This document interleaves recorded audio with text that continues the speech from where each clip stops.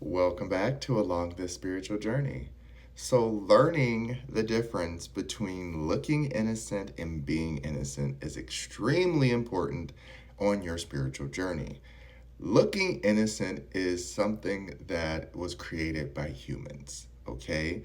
When you look innocent, you're trying to replicate the features of a baby: big doe eyes and pouty little lips and making baby noises and acting all cute and like little things like that and gestures. Okay, that is created by man. Wearing glasses and having a round face and all these attributes that we're like, but they look so innocent. Does that make someone innocent? Does that make them naive to the point that they don't know what they're doing, right? There's a lot of people who have learned, myself included, I look so innocent, but I can have the most distorted, messed up thoughts, right? And there's people out here just relying on looks alone when they should be using discernment and figuring out what's energetically innocent and what's emotionally innocent as well as logically innocent. There's so many levels to everything, but just remember, there's always physical. There's always, which is your emotional and logic.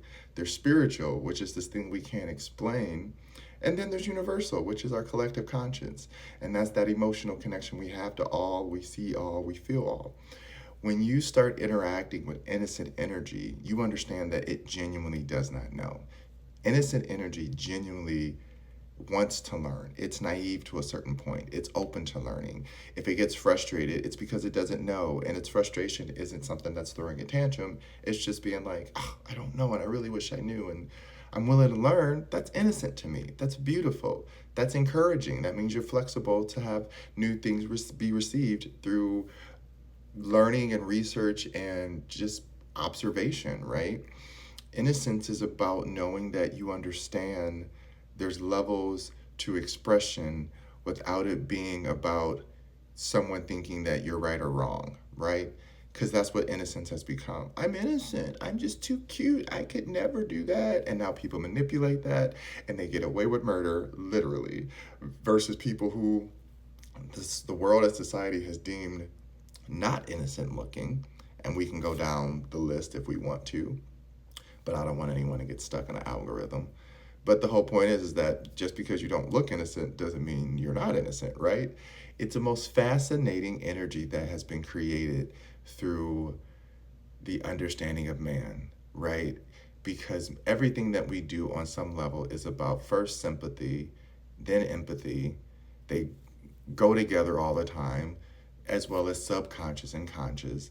And so you're constantly swimming back and forth between these two worlds, right? And depending on how you live within your inner world, you either live within the depths of all your spiritual and emotional thinking, which allows you to be a little bit more innocent in how you receive energy, versus being stuck in your head, which is logical, and you manipulate the innocence because you recognize that there's certain things people like and see and do and give to others if they look and act a certain way. And so this is where I tell people discernment, discernment, discernment, because there's so many tactics in branding and marketing and on these apps where people know what innocent looking looks like. This is why it's kind of dangerous sometimes to determine what a look is. I attribute it to a personality type or a mindset, right? When someone says like, well, they didn't look like a killer. They didn't look like a serial killer. What does a serial killer look like, right? What does someone who plans to do harm look like? There's a lot of ways that we can apply different attributes and say this is what innocence looks like versus guilt. But we as humans are sponges, so we have learned how to manipulate this energy very easily. So we know that there's certain things that people think look innocent, and so you do that to cover your tracks while they're doing the most heinous crimes ever. So it's the same thing that happens with our religion, with our politics, with the things that we consume in the industry for food and TV. If you don't know how to pay attention to the packaging and branding, right? It can look so innocent and you can literally be drinking and eating poison. So just relying on the looks or relying on the physical is not enough. It's important, but it's not enough. No different if you flip it where just relying on the emotional and the spiritual alone is not enough because you do need some tangible proof and evidence of something. So what I say is Understand what real innocent energy is. It literally does not know. It had no ill intent. It had no plan for anything to become what it was. It was just existing. And if by chance it did something that triggered something that made something happen that was bad, then through that innocence, they learn and they become no longer naive because they understand that there's a ripple effect, right? There's a trifecta to everything. And then it branches off. Remembering that innocent energy presents itself in a way that is willing to learn. If you are not willing to learn, you are not innocent energy. You are manipulating energy and you're trying to act like you're innocent based on your own stance and beliefs on what you feel is true. And guess what? That's the human condition. I can't tell someone, no, they can't do that. But I can implore them to open up their mindset to what innocence and what these words that we use and these energies that we utilize with these words mean. Because they're not separate, they're one and the same. You can separate them, but they're one and the same. So literally just saying someone looks innocent or they just look so cute and innocent, don't let that fool you, baby. That's why dogs are the master manipulators. They look so cute and innocent, and then you walk up on the wrong dog because you don't know their true behavior or their temperament or their upbringing of what they've been through. They might look cute, and you walk up to them, and they might bite you.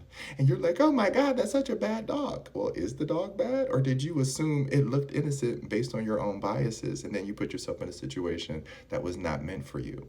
This is the importance of understanding when something looks like something and when something is something. So if you understand the root foundation of what it is, you won't confuse it with the outside. You always want to understand how to master the inside world first so that when you apply it to the outside world, it has a correlation back to its root cause versus only looking at it from the outside, trying to find fault, blaming fault on exterior things, not knowing the motivation of what it really was and why it was created. This is how all energy works. It has to have some level of motivation. So if there's ill intent applied to it, then it's going to become something manipulative. If there's no intent beyond you just existing and it's just, again, an onset of something, just because it's using your energy, you come and push something, is utilizing your energy, but you're pushing it because there was a button that says push. So you just did that because that's what it was for. Versus this button that says do not push, and then you go up and push it anyways because you want to see what happens, right? You understand? So start learning how to decipher innocence versus I am innocent versus I'm innocent because I just don't know. I didn't know. I have no clue, and I would love to learn more if you're willing to teach. Okay? So this is just one of those for your information posts. Hope it makes sense. Love you. Mwah.